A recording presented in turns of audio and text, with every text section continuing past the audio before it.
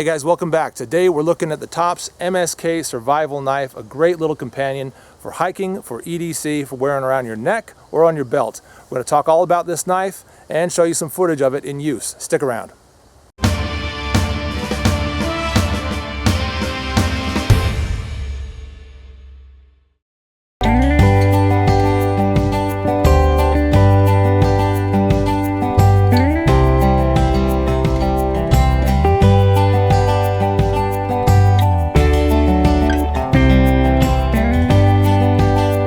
First off, I want to say thanks to Tops for sending this knife my way so I could beat on it and test it for you guys. Let's also acknowledge that the MSK Survival is very much a little brother, or at least in appearance, is a little brother to the Tops Scandi Trekker. Now that Scandi Trekker is a beautiful knife. I don't have one yet, but I'm thinking about picking one up. This is basically a scaled down version of the Trekker. And you can see sort of how that grip works, where my thumb and index finger kind of pinch that front choil right there with maybe two more fingers fitting onto that handle. So it's not a big knife. You're not going to have the advantages of a big handled knife when you're using this one. That is not the intended role. This is supposed to be a small, lightweight knife that, as Tops intended it, it's something that you can have around your neck on a neck chain. And it actually came with a chain to wear in that fashion. I don't particularly like neck knives, so I decided to set this up a little different. Here's the sheath for it, and you can see what I did right here with a little clip. I made this little clip out of Kydex, basically the same material that the sheath itself is made out of, and just kind of cut and molded that to fit over the belt that I wear every day so that that can clip on and clip back off and carry in this sort of horizontal configuration. That conceals really nicely underneath my shirt. I can walk around all day with that, nobody notices it. And I've got the confidence of having a fixed blade knife on me all day long with the convenience of something as small as an everyday folder.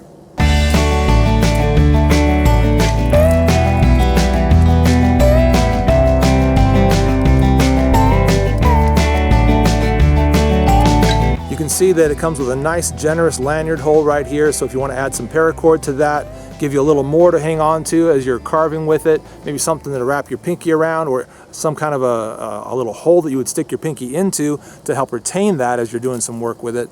That's definitely an improvement or a little addition that I could see adding on to that knife.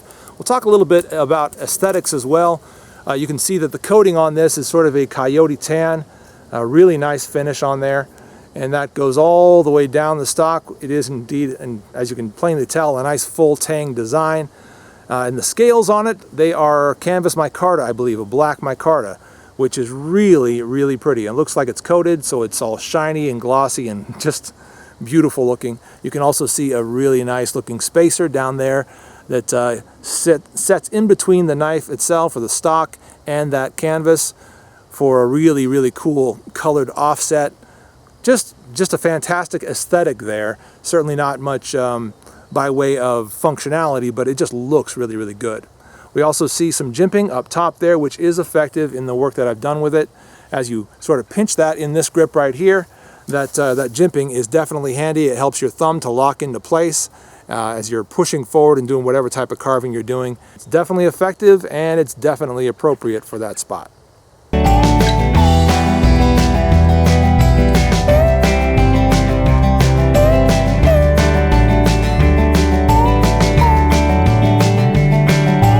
Talking about that Scandinavian grind on there, I would say that that is more or less a modified Scandi grind.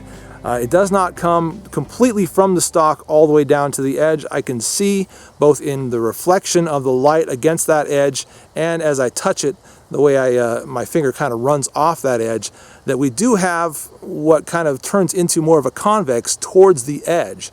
Now, that's definitely going to be effective, and it certainly has been effective in the cutting I've done with this knife, but it's not a true Scandi in the sense that the angle does not remain consistent from the stock all the way down to the edge. Looking at the blade shape on that, it is definitely a nice EDC blade shape, and that is really the role that I see this knife fitting into best of all. It's basically a great EDC fixed blade. As I said before, I like to carry it on my belt. You could carry it around your neck just as easily. If that's the kind of thing you like to do, but the edge, or the blade shape I should say, is perfect for EDC. It's got a nice sharp tip on it, good little sweep. everything about it is great for EDC use, for all the utility work you're going to do with that. Once again, it's very small, very lightweight at just a little over 2 ounces, maybe 2.3, 6 or so inches in total, 2.75 or so inches in blade length. Just a great size for EDC, and there's really no reason why you couldn't just drop this directly into your pocket, of course using the sheath. But if you didn't like having it around your neck and you didn't want to take the time to build something like this for your belt, you could easily just drop that entire thing in your pocket. 6 inches, I'm sure your pockets are 6 inches deep, so that would work out just fine as a nice little drop-in pocket fixed blade. Now, one little addition, one little modification I tried to make to the sheath is raising this little hump up right there. I didn't do a very good job of it. I'm still learning how to manipulate Kydex well, but I would like to see that kind of pushed up a little more. One of the things I noticed in drawing this knife is that you can't get a perfect grip on it all the way up here in the choil because of the fact that it locks in through that choil. So you have to kind of grab it back here. Hopefully you can grab it with your second finger like that and then begin to pull, and then your index finger will kind of find its home right there. If you can't do that though, you find yourself just grabbing on like this and pushing on that sheath. Now, when that sheath was perfectly flush with the handle, it was kind of painful to push on. It's still not very well, not very comfortable to push on with the bad modification that I made. But I would like to see that kind of curved up a little bit more, give you a nice little ergonomic push to get that out of there. Maybe even find a way to remove some of this material here so that I can get my index finger up on there. That way, whether I'm pulling it out of a sheath that's around my neck or on my belt or my pocket or whatever, I can get that initial utility grip on the knife from the initial draw, and I don't have to sort of reestablish and reconfigure once I get it into hand. So those are some changes. If Tops were to make any changes to the sheath, those are the ones I would recommend. As far as changes to the knife, none at all. None at all. I think it's fantastic exactly as it is. The MSK Survival definitely competes against a lot of other great knives in its size category. The SE Azula comes to mind. There are knives from CRKT, White River, and others.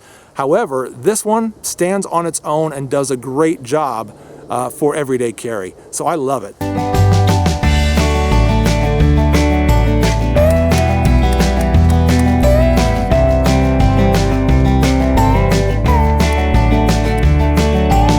As a small survival knife, yeah, absolutely. I would highly recommend it for that as well. That 1095 steel is great. You're going to need to keep it oiled if it's going to be in a humid environment, but it's a fantastic steel. The contoured micarta handles feel great in hand. You can get that sort of 3-finger grip on it for a good amount of cutting tasks and a good amount of survival, steak making or whatever it might be. So I definitely see this knife performing well as a small survival fixed blade. But as an EDC fixed blade, it absolutely shines. I love it. The MSK Survival from Tops, there it is. You can pick it up for, I think it's $90 is the highest price I've seen. You can find it for even less in some places. But that is a beautiful knife, and I highly recommend it. I'm the Late Boy Scout. Thanks very much for watching, and I'll see you guys later.